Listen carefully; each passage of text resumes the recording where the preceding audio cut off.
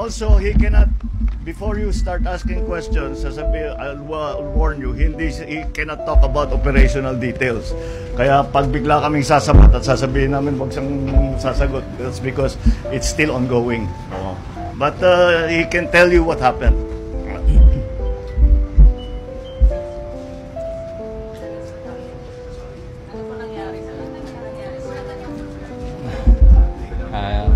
Good morning po.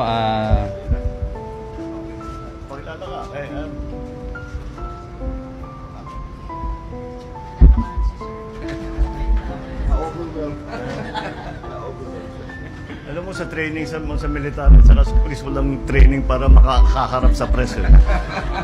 Kahit kumarap sa bala, kaya namin, pero kumarap sa press. So, magandang umaga po sa ating lahat,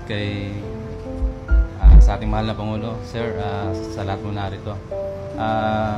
Sa ngayon po, hindi pa po kami makakapagbigay ng eksaktong detalye ng pangyayari kung paano namin nasabat itong ganitong kalaking halaga kasi umuusad pa rin po yung aming investigasyon. Ano po, kaya po namin makompromiso yung mangyayaring hanggat may sampa po namin yung kaso laban po dun sa tao. Yun lamang po at maraming salamat po.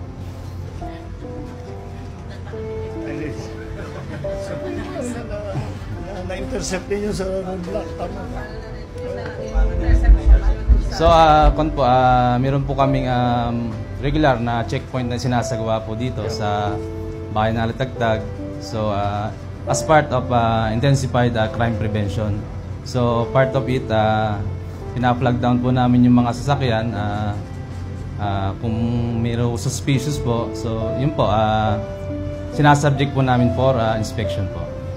So, yun po, kagaya po na nangyari dito po sa pangyayaring ito. Yun po ang naging resulta.